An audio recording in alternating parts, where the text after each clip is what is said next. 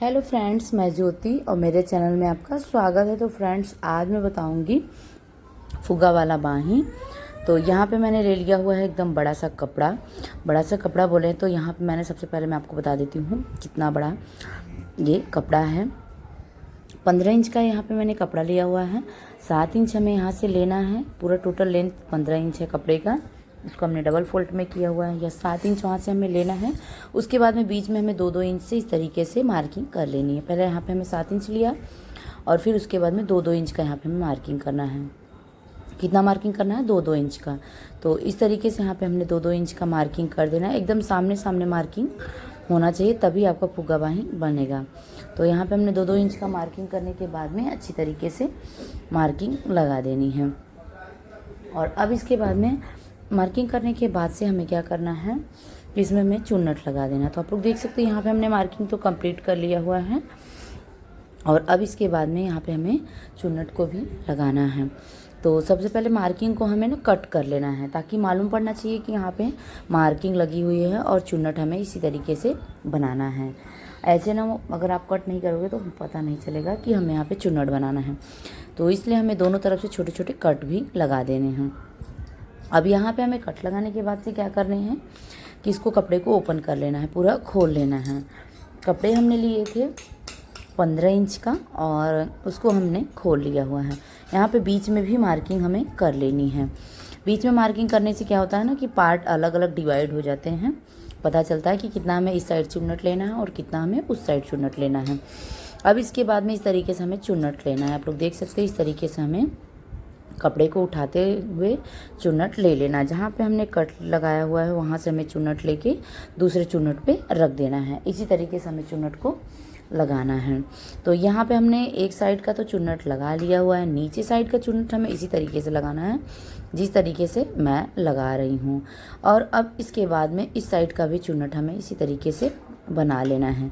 तो दोनों साइड का हमें सेम इसी तरीके से चुन्नट को बनाना है। तो आप लोग देख सकते हो यहाँ पे हमने आधा इंच पे सभी चुन्नट को बना लिया हुआ है। अब इसके बाद में आप चाहें तो पिनअप करिए और या फिर आप डायरेक्ट इस तरीके से सिलाई लगा लीजिए, या फिर आप पिनअप करके सिलाई को लगा सकते हो। तो यहाँ पे आप लोग देख सकते हैं यहाँ पे हमने चुन्नट दोनों साइड का बना लिया हुआ है।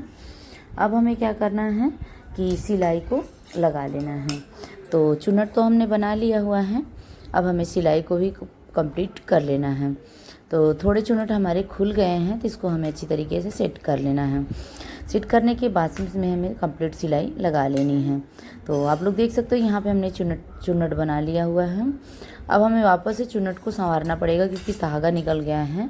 वापस से हमें चुन्नट को संवारना पड़ेगा और अच्छी तरीके से चुन्नट को बनाना पड़ेगा। तो यहाँ पे हमने 2-2 इंच पे जो चुन्नट बनाया हुआ था उसको हमें इस तरीके से चुन्नट को फोल्ड करते हुए एक पे एक रख के सिलाई लगा लेनी, स्टिचिंग कर लेना है। तो यहाँ पे इस तरीके से हमने 2-2 इंच का चुन्नट जो बनाया हुआ था एक पे एक रखते हुए स्टिचिंग कर लिया हुआ है। इसमें 4 या 5 ऐसा चुन्नट बनेगा। जिस अकॉर्डिंग से आप बड़े कपड़े लिए रहोगे ना, उस अकॉर्डिंग से 5 चुन्नट 4 चुन्नट बनेगा। इसमें तो 5 चुन्नट बना हुआ है।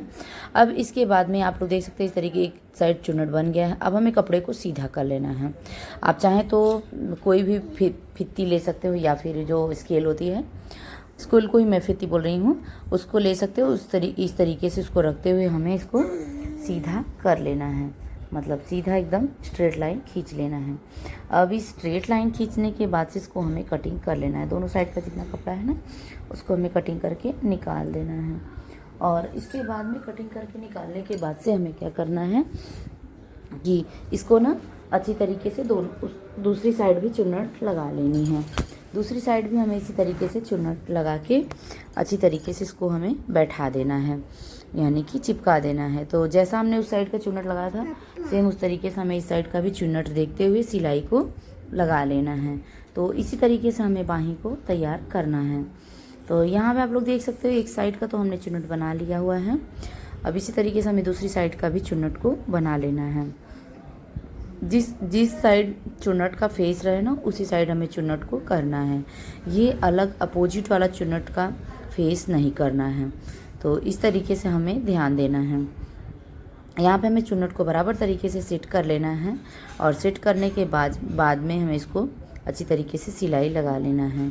या आप लोग देख सकते हो यहाँ पे हमने चुन्नट को सेट कर लिया हुआ है।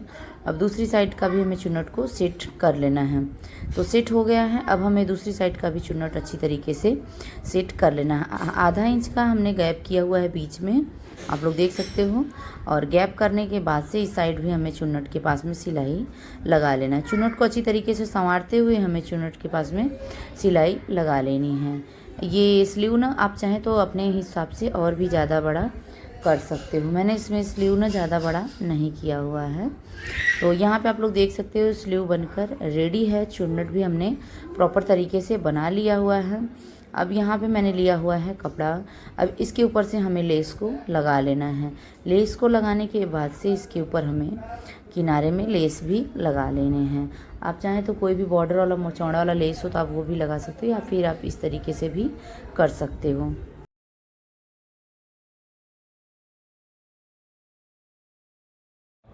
एक अलग कपड़े पे लेस लगाने के बाद से अब हमें क्या करना है, ये चुन्नट वाला पीस लेना है और इसमें हमें क्या करना है, इस तरीके से रखते हुए इसको हमें उल्टी साइड से रखते हुए इसमें हमें अच्छी तरीके से लेस को सेट कर लेना है।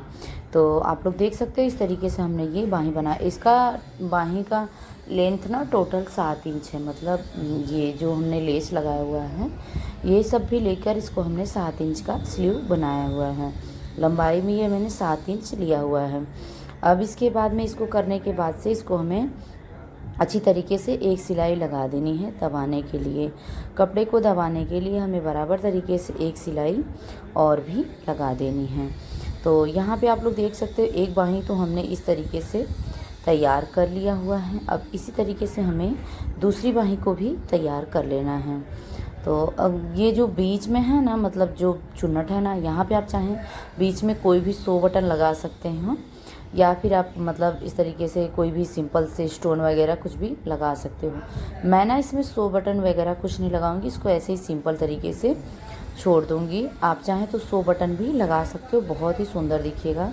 अब इसके बाद में अब हमने यहाँ पे लिया हुआ है स्लीव लिया हुआ है। तो स्लीव में आप लोग देख सकते थे कपड़े छोटे थे तो इसको हमने स्लीव को जॉइंट कर लिया हुआ है।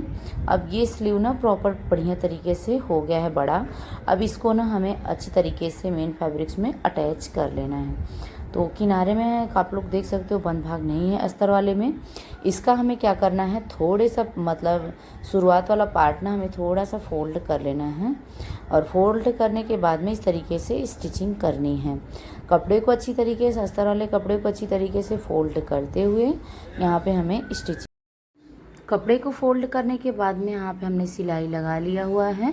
अब सिलाई लगाने के बाद से हमें किनारे किनारे भी सिलाई लगा के कंप्लीट कर लेना है। तो इसी तरीके से हमें साइड का भी सिलाई लगाना है, और जितना एक्स्ट्रा कपड़ा है मेन कपड़ा वाला उसको हमें कटिंग करके निकाल लेना है। तो इस तरीके से हमें बाहीं को तैयार करना है। अब बाहीं को तैयार करने के बाद से हमें बाहीं को ज्वाइंट कर लेना है। तो सबसे पहले यहाँ पे हमने शोल्डर ज्वाइंट किया, और शोल्डर ज्वाइंट करने के बाद में बाहीं का हमें बीच वाला पार्ट रखना है, यानी कि मिडिल पार्ट रखना है, और इसको हमें सीधा उल्टा देखते हुए बाहीं को हमें ज्वाइंट कर लेना है, बाहीं को जोड़ लेना है। इसका ना ब्लाउज का सिलाई का वीडियो ना मैंने अपने चैनल पे अपलोड किया हुआ है, तो आप लोग जाके वहाँ से देख सकते हो, चेकआउट कर सकते हो। इसका पूरा सिलाई का वीडियो मैंने अपने चैनल पे अपलोड किया हुआ है, और इसका कटिंग का भी वीडियो मैंने अपने चैनल पे अपलोड किया हुआ है। तो अगर अभी तक आपने देखा नहीं है ना, तो आप लोग प्लीज़ आप लोग जाइएगा, देखिएगा, तो उसमें आपको समझ में आ जाएगा कि मैंने प्रॉपर ब्लाउज किस तरीके से स्टिचिंग किया हुआ है। सिंपल 4 टक्स बेल्ट ब्लाउज की ये स्टिचिंग है, और कटिंग का भी मैं वीडियो अपने चैनल पे अपलोड किया हुआ है। 38 साइज़ का ये ब्लाउज है। अब इस तरीके से हमें बाहीं को ज्वाइंट करना है, और बाहीं में ना बिल्कुल भी खींचतान नहीं करना है, नहीं तो वही बाहीं ख़राब हो जाती है। बाहीं में ना रिंकल्स आ जाते हैं, यानी कि जो झोल टाइप का होता है ना, खिंचा खिंचा ब्लाउज होता है ना, वो आ जाते हैं। और यहाँ पे बाहीं ज्वाइंट करने के बाद में इसी तरीके से हमें दूसरी बाहीं को भी तैयार कर लेना है। एक बाहीं तो हमने तैयार कर लिया हुआ है, अब इसी तरीके से हमें दूसरी बाहीं को भी तैयार करना है। तो आप लोग देख सकते हैं दूसरी बाहीं को तो हमने ऑलरेडी तैयार करके रखा हुआ था। अब इसको भी हम स्टिचिंग कर लेंगे। तो सबसे पहले हमने जो शोल्डर में साइड में जो कपड़े होते हैं ना, शोल्डर में जो बीच साइड में कपड़े होते हैं ना, उसको हमें एक साइड से करके रखना है। अगर दूसरे वाले पार्ट में एक साइड की पीछे साइड से किए हो तो इसमें भी आपको पीछे ही करना है। तो इसमें मैंने पीछे किया हुआ है, क्योंकि मैंने उसमें पीछे किया हुआ था कपड़ा, तो इसलिए मैंने इसको भी पीछे ही करके स्टिचिंग करना है। तो दोनों दोनों पार्ट को हमें इसी तरीके से ध्यान में रखते हुए स्टिचिंग कर लेना है। तो आप लोग देख सकते हो एक साइड तो हमने बाही को लगा लिया हुआ है। अब इसी तरीके से हमें दूसरी साइड को भी बाही हमें लगा लेना है। दूसरी साइड का भी बाही हमें इसी तरीके से स्टिचिंग कर लेना है। बाही में हमें बिल्कुल भी खींचतान नहीं करनी है, तभी आपका वो जो मैंने चुन्नट बनाया हुआ है ना, फुग्गा बनाया हुआ है, तभी आपका वो अच्छी तरीके से बनेगा और अच्छा भी दिखेगा। अगर आप स्टार्ट से बाही लगाओगे तो उसका कोई मतलब नहीं, क्योंकि इसमें फुग्गा है ना, तो अब बीच से स्टार्ट करके बाही लगाओगे तभी अच्छा रहेगा। उसके बाद में हमें बाही में जितना हम प्रॉपर सिलाई लगाते हैं, 2 सिलाई और एक किनारे में सिलाई, 3 सिलाई लगाते हैं, वैसे ही हमें बाही में सिलाई भी लगा लेनी है। तो यहाँ पे हमने बाही में सिलाई तो लगा लिया हुआ है और बाही को भी हमने ज्वाइंट कर लिया हुआ है। अब इसके बाद में हमें क्या करना है, यहाँ पे हमें स्टिचिंग कर लेनी है। स्टिचिंग करनी है ऊपर साइड से पहले हमें एक सिलाई लगा लेनी है और नीचे का जो बाही का सिलाई है उसको हमें देखते हुए, मतलब एक साइड में हमें सिलाई आनी चाहिए, एक ऊपर नीचे नहीं होना चाहिए। बाही का जो सिलाई है, एक सिलाई हमने कवर सिलाई लगा लिया हुआ है। अब इसी तरीके से हमें दूसरी सिलाई भी कवर सिलाई लगा लेनी है।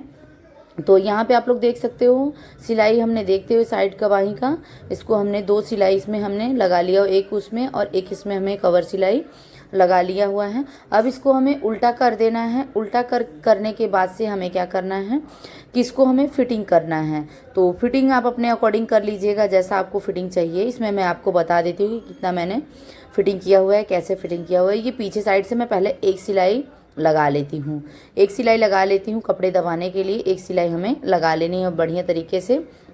एक सिलाई हमने यहाँ पे लगा लिया हुआ है। अब हमें दूसरी साइड भी इसी तरीके से एक सिलाई और भी लगा लेना है। तो दोनों साइड हमें एक एक सिलाई को लगा लेके कंप्लीट कर लेना है, क्योंकि कपड़े हमें दबाने हैं ना, तो इसलिए हमें दोनों साइड एक एक सिलाई लगा लेनी है। तो इस साइड भी हमने एक सिलाई बढ़िया तरीके से एकदम स्ट्रेट वाली सिलाई लगा लेनी है और उसके बाद में ये सिलाई लगाने के बाद से फिर हमें ब्लाउज को फिटिंग करना है। कपड़े को बिल्कुल भी खींचना तानना नहीं है और सिलाई लगाने से पहले, बाही ज्वाइंट करने से पहले आप देख लीजिएगा एक भी पल्ला बड़ा छोटा तो नहीं है।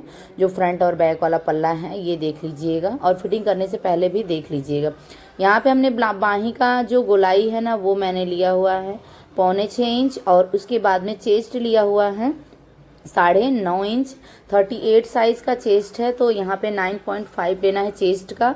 और बाही की गोलाई हमने लिया हुआ है 6.25 इंच और उसके बाद में कमर का विड्थ लेना, कमर का भी माप लेना है, यानी कि जो कमर का है उसका वेस्ट का माप लेना है। तो वेस्ट का माप हमें यहाँ पे लेना है 8.5 इंच और इस तरीके से हमें एकदम स्ट्रेट वाली सिलाई लगा लेनी है।